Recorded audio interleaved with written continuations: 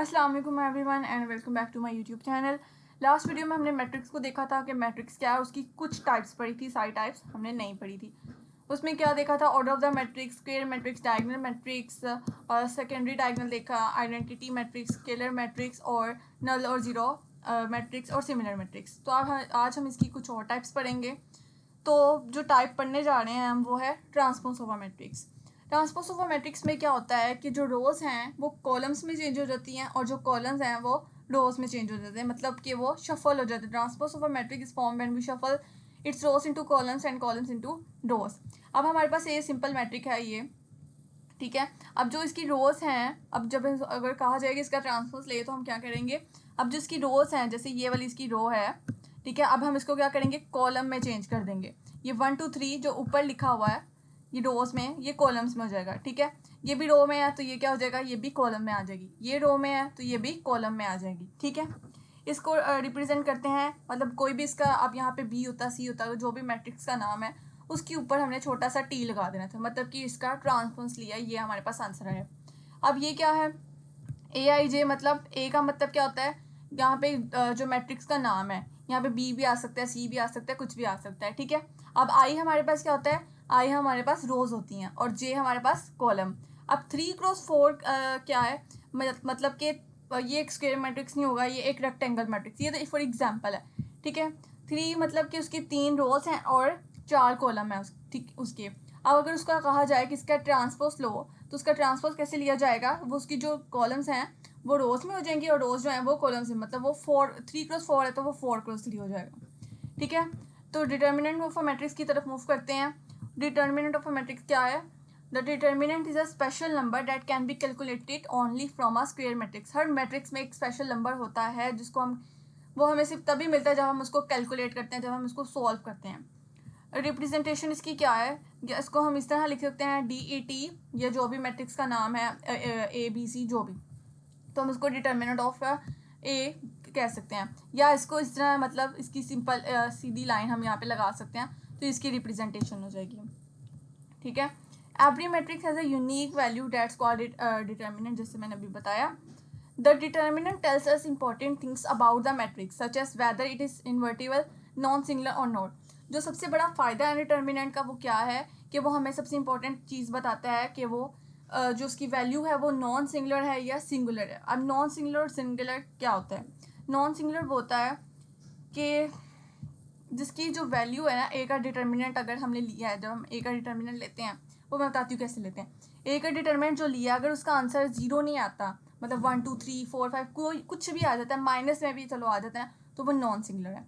और अगर वो 0 में आ जाता है तो वो क्या है, मतलब सिंगुलर। अगर वो सिंगुलर में है तो मतलब हमारी मौजे, हमें आगे क्वेश्चन सॉल्व नहीं करना पड़ेगा, बस वो सिंगुलर पे ख़त्म हो जाएगा।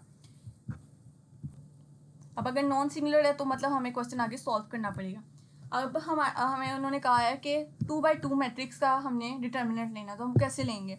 अब एक मैट्रिक्स है और उसके अंदर ए बी सी डी उसकी एंट्रीज हैं, उसके एलिमेंट हैं, तो उसको किस तरह किया है कि अब ये जो लेफ़्ट टू राइट हमने मल्टीप्लाई करना है, ए डी, और फिर जो साइन बीच में होगा वो क्या हो जाएगा, माइनस का माइनस। अब इसके मल्टीप्लाई होगा तो बी सी सी बी आप कुछ भी कह सकते हो, ठीक है। अगर हमने 3x3 का मैट्रिक्स का डिटर्मिनेंट लेना है तो वो कैसे लेंगे, अब इसको ये कैसे करेंगे हम मल्टीप्लाई लेफ्ट टू राइट, तो ये मुश्किल है, इसको हम एक्सपैंड करेंगे। तो इसको एक्सपैंड कैसे करेंगे, अब अगर हमने यहाँ 1 से लिया स्टार्ट किया, ये अगर हमने फर्स्ट रो और फर्स्ट कॉलम से स्टार्ट किया है तो क्या है, अब ये जो 1 मैंने लिया ये मैंने 1 लिख दिया, ठीक है। उसके बाद मैंने इस पूरे कॉलम को और पूरी रो को छोड़ देना है, मतलब कहना है कि ये है ही नहीं, एग्जिस्ट ही नहीं करती। और फिर मेरे पास जो मैट्रिक्स आएगा वो क्या होगा, ये क्या है मैट्रिक्स 4 5 और 2 -1, ठीक है। तो मैंने इसका डिटर्मिनेंट लेना, अब 2x2 का डिटर्मिनेंट लेना तो मुझे आता है। 4 क्या होगा, -1 से मल्टीप्लाई होगा, तो क्या 4 को -1 से मल्टीप्लाई करेंगे तो क्या आएगा, -4 आ जाएगा, ठीक है। फिर उसमें बीच में साइन क्या करना है, मैंने माइनस का लगाया और 2 को मल्टीप्लाई किया 5 से, तो क्या हमारे पास आंसर आ गया 10 आ गया, ठीक है। अब ये क्या है, ये 1 है और ये -4 -10 क्या होता है, -14, तो ये मतलब -14 जब 1 से मल्टीप्लाई होगा तो वो क्या आ जाएगा, -14 ही आएगा, ओके। उसके बाद हमने दोबारा, अब ये जो मेन चीज़ है जो समझने वाली इसमें वो एक और है कि अगर हमारे पास 3/3 का मैट्रिक्स है तो हमारे पास ये जो बीच वाला है दरमियान वाला, इसके साथ हमने माइनस का साइन लगाना है, ठीक है। इसके साथ भी प्लस का साइन आएगा, जैसे यहाँ पे प्लस है और यहाँ पे भी प्लस है तो यहाँ पे प्लस, मतलब अगर यहाँ पे माइनस है वो तो अगर कुदरती तौर पे यहाँ पे माइनस आ जाता है तो फिर तो माइनस आएगा ही आएगा, लेकिन वैसे यहाँ पे क्या है, प्लस है। मतलब मैं बताती हूँ, अभी इसको किया था ना हमने 1 को, तो हमारे पास था ये वाला पूरा मैट्रिक्स आ गया था। अब हमारी बारी है फर्स्ट रो की, सेकेंड कॉलम की, ठीक है, -3 की बारी है। तो यहाँ पे हमने क्या लगाया बीच में साइन, माइनस का, दरमियान वाली वैल्यू के साथ क्या आएगा, -3। अब इस वाले रो को छोड़ना है और इस वाले कॉलम को छोड़ना है। अब हमारे पास क्या है, 2 1 2 -1, क्या है 2 1 और 2 -1। तो अब ये 3 जो है वो यहाँ पे आएगा। अब ये 2 जो है वो इस -1 के साथ मल्टीप्लाई होगा, तो क्या आएगा, 2 को -1 से मल्टीप्लाई किया, फिर बीच में साइन माइनस का, और ये 2 क्या हो जाएगा, 1 से मल्टीप्लाई हो जाएगा। फिर यहाँ पे प्लस लगाएंगे और फिर 1 वही लिखा, और फिर इस वाली रो को कॉलम को छोड़ना और इस वाले रो को छोड़ना है। तो हमारे पास क्या आएगा,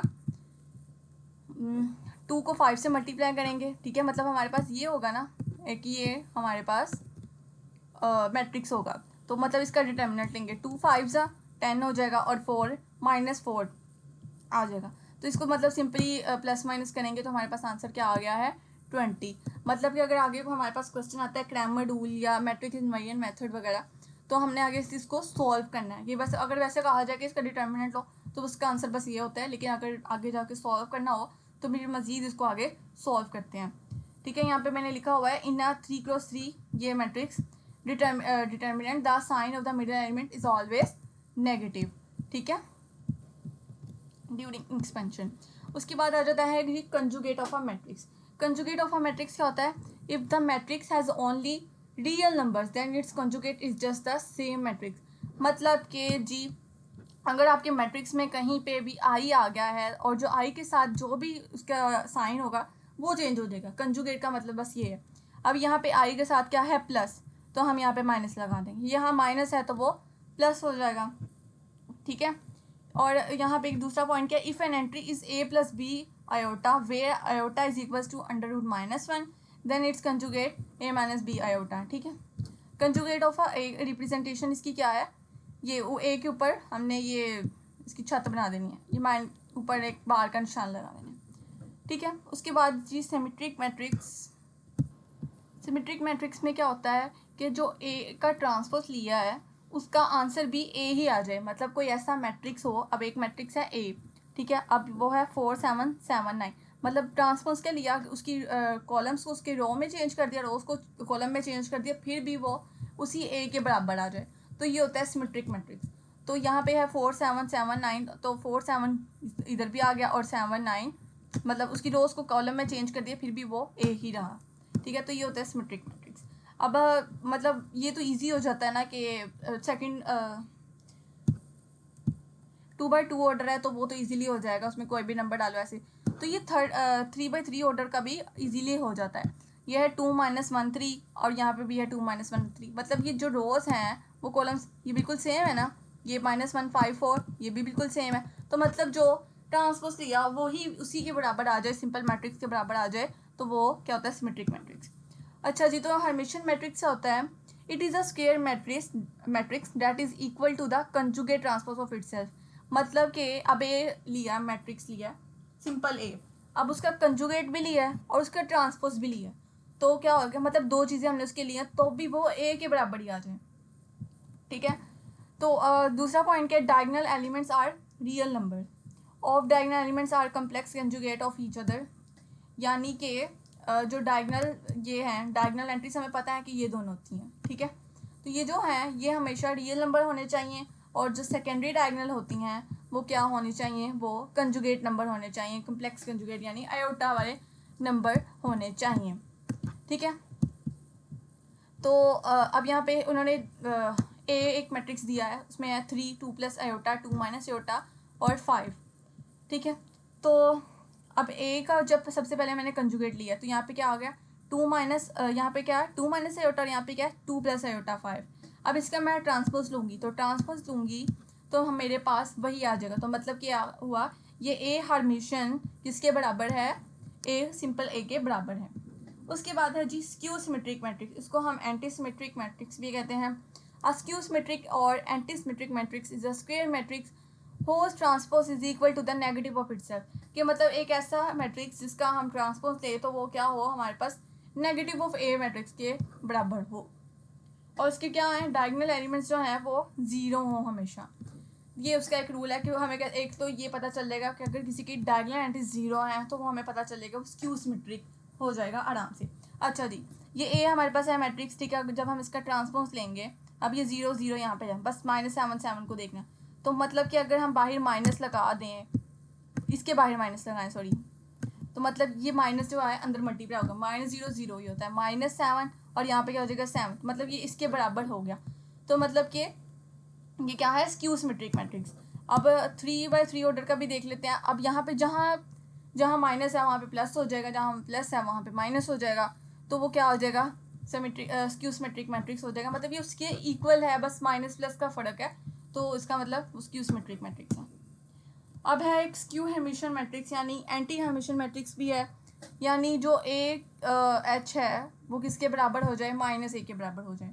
इसमें क्या है diagonal elements are always pure imaginary और zero because the real part gets cancel out, कि डायगोनल एंट्रीज जो हैं वो या प्योर इमेजिनरी होनी चाहिए या वो ज़ीरो होने चाहिए, क्योंकि जो रियल पार्ट है वो कैंसिल हो जाता होता है।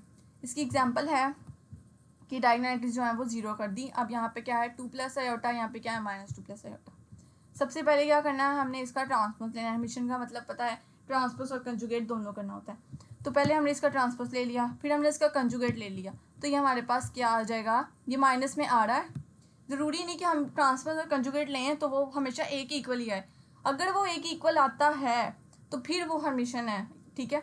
अब उसके साथ यहाँ पे क्या है माइनस की आ रहा है, ये बिल्कुल सिंपल ए था, और ये क्या है यहाँ पे माइनस की कमी है, और यहाँ पे क्या है माइनस फजूल में लगाया हुआ है। तो मतलब क्या हुआ कि ये इसके बाहर अगर हम माइनस लगा दें तो ये इसके बाहर हम माइनस लगा दें तो क्या हो जाएगा, ये -a के बराबर हो जाएगा। AH is equal to -a।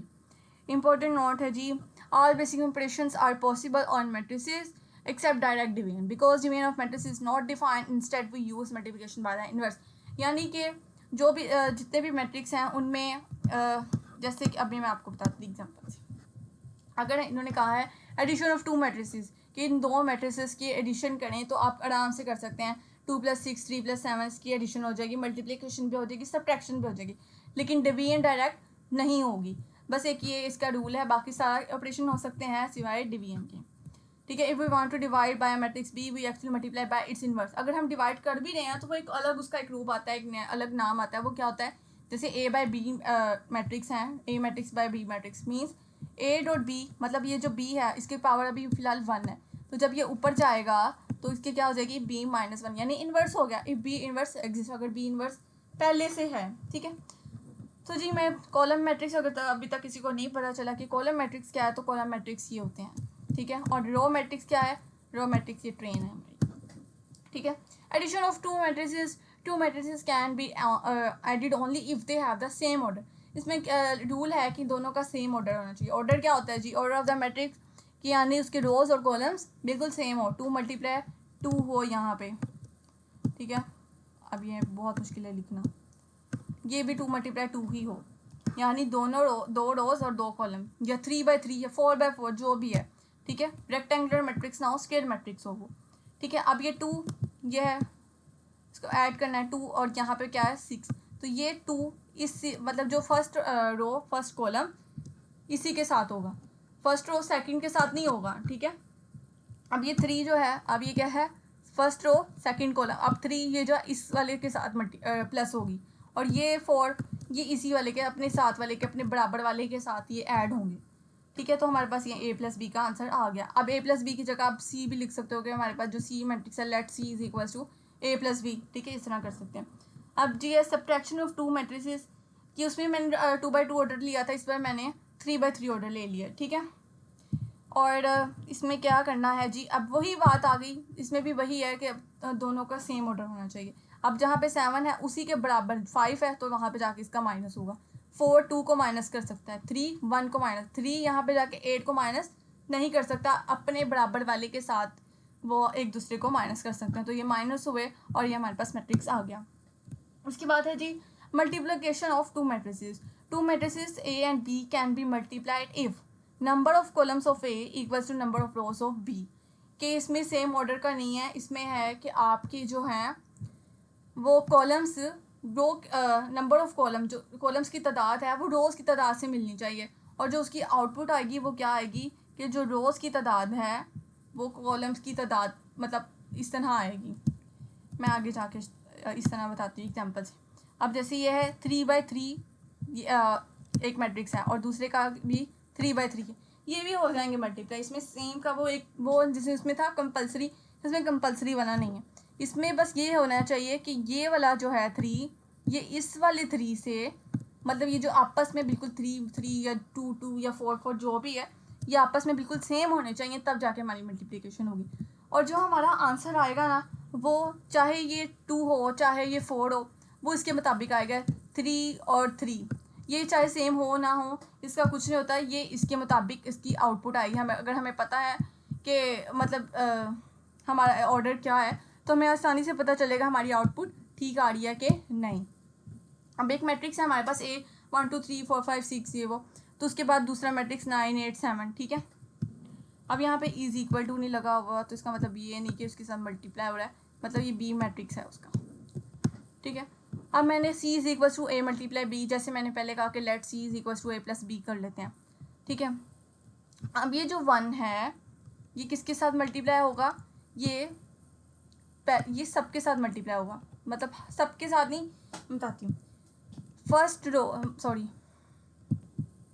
ये जो फर्स्ट रो है ये फर्स्ट कॉलम के साथ मल्टीप्लाई होगी, यानी पहले 1 जो है वो मल्टीप्लाई होगा 9 से, 1 मल्टीप्लाई 9 बीच में साइन आएगा प्लस का। फिर अब ये जो 2 है वो 6 के साथ मल्टीप्लाई होगा तो +2 × 6। फिर 3 जो है 3 से मल्टीप्लाई हो जाएगा 3 × 3, मतलब इनको बिल्कुल साथ साथ लिखना, ओके। उसके बाद अब जो सेकंड रो है वो किससे मल्टीप्लाई होगी, सेकंड कॉलम से, तो फिर ठीक है। तो ये इसी तरह यहाँ पे ये मल्टीप्लाई हो जाएगी 4 × 9 5 + 5 ओ सॉरी मिस्टेक होगी। ये जो सेकंड रो है ये इसी के साथ फर्स्ट के साथ होगी। पहले जो फर्स्ट रो है वो फर्स्ट कॉलम के साथ होगी, फिर फर्स्ट रो सेकंड कॉलम के साथ होगी, वो यानी यहाँ पे लिखा हुआ है। फिर उसके बाद ये जो फर्स्ट रो है थर्ड कॉलम के साथ मल्टीप्लाई होगी। फिर इसी तरह सेकंड रो सबके साथ होगी, first column second column third column. फिर थर्ड रो जो है वो first column second column third column सबके साथ होगी, मतलब रो टू कॉलम हमने चलना है, फिर इसको ऐड कर देना है और फिर हमारे पास आउटपुट आ जाएगी। अब जैसे अब यहाँ पे है 2 × 1 और यहाँ पे है 1 × 2, यानी ये 2/1 का ऑर्डर है, ये 1/2 का ऑर्डर है। अब ये 1 1 बिल्कुल सेम है तो मतलब इनकी मल्टीप्लिकेशन हो सकती है। अब आउटपुट क्या आएगी हमारे पास, आउटपुट हमारे पास आएगी 2/2, ठीक है। ये मतलब एक हमारे पास ये कॉलम है और एक हमारे पास रो है, लेकिन इसकी आउटपुट क्या आएगी हमारे पास, उसकी आउटपुट हमारे पास एक स्क्वायर मैट्रिक्स आ रही है।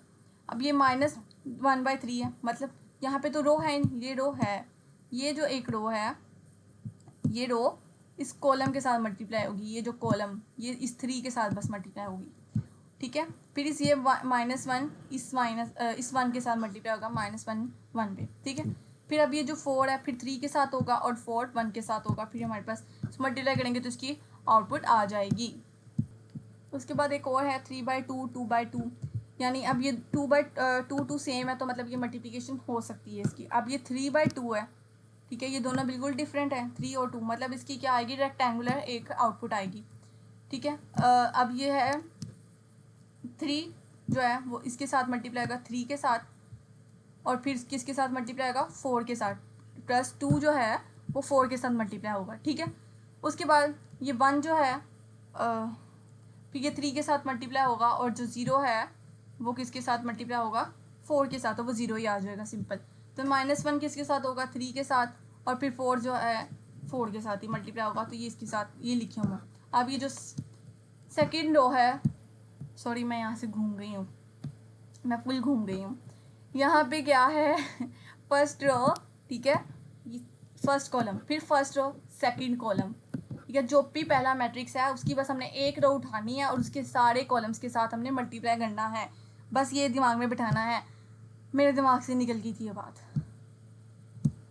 ठीक है। अब ये हमारे पास ये कॉलम बना हुआ है लेकिन हमने इसकी रोज़ को गिनना है। ये यानी 4/1 है एक, और 4/1 का ऑर्डर है। -1 इस अकेले के साथ मल्टीप्लाई हो जाएगा। ये बहुत ही सिंपल है। 3 जो है 2 के साथ हो जाएगा, 4 6 के साथ हो जाएगा, 0 0 के साथ होगा तो वो 0 ही हो जाएगा। ठीक है, उसके बाद है जी कोफैक्टर ऑफ अ मैट्रिक्स। इसमें है जी हमारे पास एक टेबल है C, यस इसको C से रिप्रेजेंट किया हुआ है कोफैक्टर को। उसके बाद I कहते हैं हम रोज को, J कहते हैं हम कॉलम्स को। इसका फॉर्मूला क्या है जी, -1 के बाद I + J, यानी जो हमारे पास रोज की तादाद है वो हमने ऊपर लिखनी है, ठीक है, और J की तादाद वो ऊपर लिखनी है, साथ MIJ। अब MIJ क्या है, माइनर ऑफ एलिमेंट, यानी AIJ determinant of the matrix obtained after deleting row and Jth column. यानी जब उसको एक्सपैंड करेंगे ना, जो डिटर्मिनेंट 3/3 का जो डिटर्मिनेंट आएगा, ठीक है, किसी भी चीज़ का जो ऑर्डर आ रहा है किसी भी वैल्यू का 3/3 ऑर्डर में, तो वो इसका क्या होगा, माइनर ऑफ एलिमेंट होगा, ये MIJ होगा। ठीक है, मैं बताती हूँ एग्जाम्पल से। क्या है जी, इसको कहते हैं -1 को साइन फैक्टर। एग्जाम्पल है हमारे पास, अब ये एक हमारे पास क्या है मैट्रिक्स। अब यहाँ पे इसके एड्रेस हैं, मैंने पिछली वीडियो में बताया था A11, यानी first row first column, first row second column, first row third column, ये सारे इसके एड्रेस हैं। ठीक है, अब कोफैक्टर ऑफ A11, अब ये A11 का हमारे पास जो कोफैक्टर है वो क्या है, 1 है। 1 2 का क्या है, 2 है, तो यहाँ पे क्या है 1। स्टेप 1, डिलीट रो 1 कॉलम 1, यानी जो एक्सपैंड करने का तरीका है हमारे पास, जो सब मैट्रिक्स आता है हमारे पास वो ये आता है। ठीक है, अब स्टेप 2 क्या है, माइनर निकालना है, डिटर्मिनेंट निकालना, मतलब कि इसका डिटर्मिनेंट लेंगे 4 6 24 -0, तो 24 हमारे पास इसका डिटर्मिनेंट आ गया। ठीक है, उसके बाद जी है कोफैक्टर। अब ये जो ऊपर वाली इसकी टर्म है -1, तो वो हमारे पास फॉर्मूले में था। अब ये ऊपर क्या है, फर्स्ट रो फर्स्ट कॉलम, 1 + 1 क्या होगा, स्केयर। अगर यहाँ पे हमारे पास 3 आ जाता है तो वो -1 यहाँ पे रहेगा। अगर यहाँ पे स्केयर आ गया तो मतलब ये प्लस में हो जाएगा, तो इसको हम नहीं करेंगे। अब ये 24 किसका लिखा है, जैसे यहाँ पे है -1, ठीक है। अब यहाँ पे क्या आ गया, स्केयर, और MIJ क्या आ गया हमारे पास 24। ठीक है, तो ये हमारे पास 24, यानी जो है कोफैक्टर हमारे पास क्या आया, C11 का फर्स्ट रो फर्स्ट कॉलम का कोफैक्टर क्या है, उन्होंने कहा फाइंड करें, तो हमने वो फाइंड किया और वो हमारे पास क्या आया है 24। ठीक है, इसको मैं क्वेश्चन को करूँगी ना तब आपको शायद अच्छी समझ लग जाए। उसके बाद है जी इक्वल मैट्रिक्स। इक्वल मैट्रिक्स क्या है, उसका ऑर्डर भी सेम होना चाहिए, एलिमेंट्स भी सेम होने चाहिए, जैसे सिमिलर मैट्रिक्स होता है। ठीक है, अब यहाँ पे क्या है, x+1, मतलब x+1 उन्होंने 1 क्या है फाइंड किया, x+1 0 है। ठीक है, 0 + 1 1, मतलब जो भी उसकी एंट्रीज हैं वो एक दूसरे के इक्वल होनी चाहिए। y+3 0 है तो वो भी 0 + 3, इस तरह हम इसकी वैल्यू फाइंड कर सकते हैं। x+1 रखा और = ये इसके बराबर है तो हमने इसके बराबर इसको रख दिया। x = 1 - 1 और ये x = 0 आ गया, y भी हमारे पास 0 है, तो ये इसकी वैल्यू पुट कर दी और फिर हमारे पास ये आ गया। ग्रामर रूल वैसे उसकी मैंने पहले वीडियो बनाई हुई है, लेकिन फिर भी हम इसको दोबारा डिस्कस करते हैं।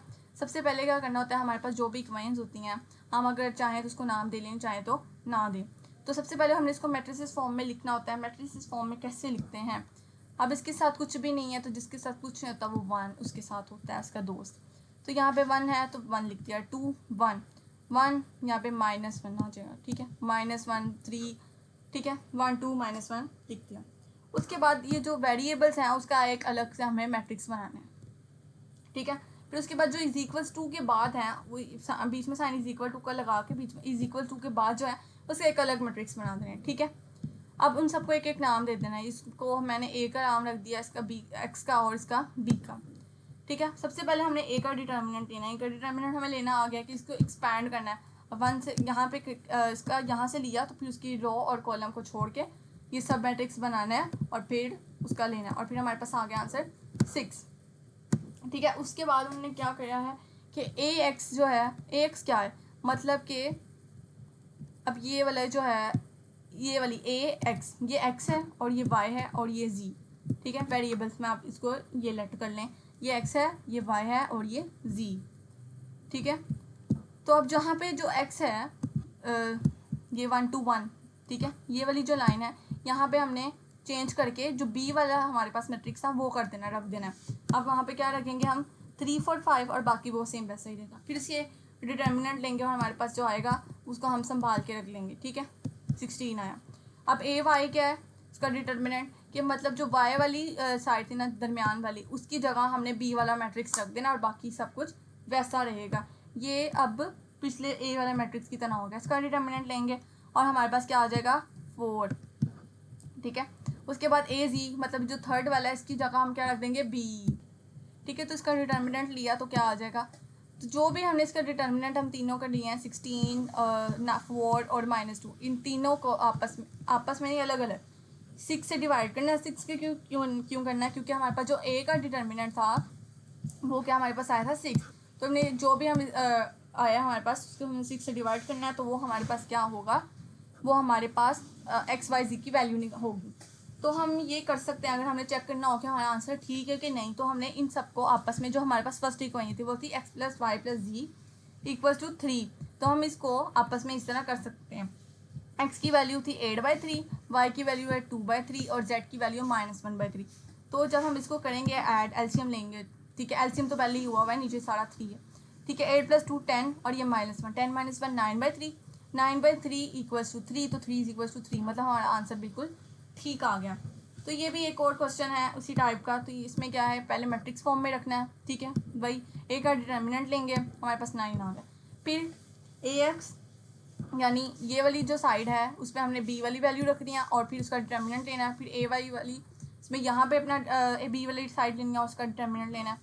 इसी तरह AZ यहाँ पे रखना है बी वाली वैल्यू, बी वाला मैट्रिक्स और फिर इसका डिटर्मिनेंट लेना, और जो वैल्यूज़ आई उनको ए वाले डिटर्मिनेंट के साथ जो उसका आंसर आया था डिवाइड कर देना है, और फिर वो हमारे पास XYZ आंसर आ गया। अब जो अगला मेथड करने जा रहे हैं एडजॉइंट मेथड यानी यूजिंग मैट्रिसेस या बाय इन्वर्स मेथड, उसको इसके ये तीनों के एक ही नाम, ये तीनों मतलब एक ही मेथड है, ये तीनों के अलग अलग नाम हैं, ठीक है। वैसा ही है ये, मतलब तीनों एक इसी तरह इक्वेशन है। इसको हम क्रैमर रूल से भी कर सकते हैं और बाकी मेथड से भी। शुरू वाला तरीका जो है वो बिल्कुल सेम है, पहले इसको मैट्रिसेस फॉर्म में बनाना है, ठीक है। और फिर यहाँ पे क्या है AX = B इसके बराबर है, ठीक है। तो हमने इसको इस तरह लिख दिया, तो A का डिटर्मिनेंट लिया, ठीक है। अब A इनवर्स का जो फॉर्मूला है जो हमने यहाँ पे याद रखना है वो क्या है, एडजॉइंट ऑफ A और उसको डिवाइड कर देना है A के डिटर्मिनेंट के साथ। उसमें क्या था, AX निकालना है और उसको A के डिटर्मिनेंट से डिवाइड कर देना था। यहाँ पे बस ये ऊपर एडजॉइंट ऑफ A निकालना है। अब एडजॉइंट ऑफ A कैसे निकालना है, एडजॉइंट ऑफ ए में है कि ये सबसे पहले हमने सारे ड्रेसेस लिखे उसके, ठीक है। अब जो A11 है मतलब इसके सारे कोफैक्टर्स निकालने हैं, कोफैक्टर्स निकालेंगे बारी बारी। तो मतलब उसमें क्या थे, हमने 3 वैल्यूज़ निकालनी थी, ठीक है। मतलब 4 दफ़ा हमने डिटर्मिनेंट लिया था। अब यहाँ पे तो मतलब ये 9 वैल्यूज़ हैं, तो हमने 9 बार इसका डिटर्मिनेंट फाइंड करना है, ठीक है। और साथ में हमने ये भी करना है -1 जो माइनर ऑफ एलिमेंट हमने किया था -1। अब I + J ये 3/3 है, ठीक है। I + J मतलब ये first row first column 1 + 1 square. अब फिर इसको छोड़ दिया और ये इस वाली रो को छोड़ दिया, और सॉरी इस वाली रो कॉलम को छोड़ दिया, इस वाली रो को छोड़ दिया। तो मतलब जो हमारे पास सब मैट्रिक्स है तो वो हमने लिख देना। सब मैट्रिक्स हमारे पास क्या था, ये था -1 2 3 -1। तो इस तरह लिखेंगे। फिर इसका डिटर्मिनेंट लेंगे, -1 से क्या 1 आ जाएगा यहाँ पे -6, ठीक है। तो ये आपस में प्लस माइनस जो भी मल्टीप्लाई होगा तो हमारे पास आंसर आ जाएगा, ठीक है। उसके बाद फिर फर्स्ट रो सेकंड कॉलम निकाला, उसमें फर्स्ट रो सेकंड कॉलम, ठीक है। 1 + 2 तो यहाँ पे क्या आएगा 3, तो यहाँ पे ये माइनस ही रहेगा। तो -2 -2 -4 होता है, तो ये माइनस जब मल्टीप्लाई होगा तो वो 4 हो जाएगा। इसी तरह हमने A13 निकालना है, A21 निकालना है, A22 A23 A31, ठीक है। A233 हमने ये सारे निकाल लिए। अब हमारे पास जो जो आंसर आए हैं हमने उनके उसी एड्रेसेस पे लिख देने हैं जो हमारे पास थे, ठीक है। कोफैक्टर है हमारे पास ये -1 5 4 7, अभी सारे हमारे पास कोफैक्टर आ गए हैं। अब ये हमारे पास क्या है, adjoint of A. Adjoint of A क्या है, हुआ है कि हमने इसका ट्रांसपोज लिया। ये जो भी हमारे पास आया है इसके हमने रोज़ को कॉलम में चेंज कर दिया, कॉलम्स को हमने रो में चेंज कर दिया, तो वो क्या हो जाएगा हमारे पास एडजॉइंट ऑफ ए। कोफैक्टर्स निकाल के ट्रांसपोज लेना क्या कहलाता है, एडजॉइंट ऑफ ए, ठीक है। अब ए इनवर्स का हमारे पास फॉर्मूला क्या था, adjoint of A divided by A का डिटर्मिनेंट, ठीक है। अब ए इनवर्स क्या हो गया, ये ए का डिटर्मिनेंट क्या था हमारे पास 6 था, तो 1/6 इस तरह लिख दिया। और एडजॉइंट ऑफ ए क्या हो गया, ये हो गया, ठीक है। ये हमारे पास एडजॉइंट ऑफ ए का मैट्रिक्स था। अब हमने क्या करना है, जो वैल्यू सी ए इनवर्स की अब बी और यहाँ पे इसमें पुट कर देनी है, जो हमारे पास x = a इनवर्स बी जो हमने सबसे पहले यहाँ पे बनाया था, ये हमने इधर बनाया था AX = B, ठीक ठीक है। तो हमने यहाँ पे बनाया था, अब इसके अंदर ना इसकी वैल्यूज पुट कर देनी है हमने, ठीक है। x is equal to A inverse B, अब ये ए इनवर्स और साथ इसके बी लिख दिया, ठीक है।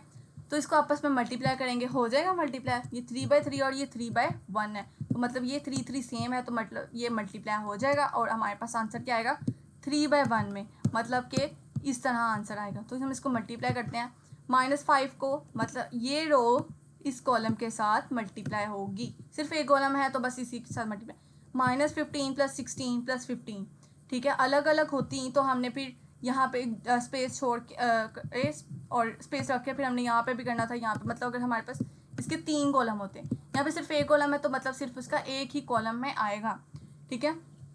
तो इसको आपस में मल्टीप्लाई किया, अब ये 4 - 2 0 है, फिर इसको ये सेकंड रो में ही हमने इसी के साथ मल्टीप्लाई कर देना है। तो हमारे पास आ गया 4 3 = 12 -2 4 = 8 + 0, ठीक है। 7 3 = 21 -2 4 = -8 -3 5 = -15। तो इसको आप प्लस माइनस किया तो हमारे पास ये आंसर आ गया। तो मतलब ये वही क्वेश्चन था, मैंने उसको बस अलग मेथड से सॉल्व किया, ठीक है। तो मतलब ये हमारे पास क्या है x, अब ये हमारे पास क्या है x और ये हमारे पास है y और ये हमारे पास z, ठीक है। हम इसको अलग अलग इस तरह लिख सकते हैं।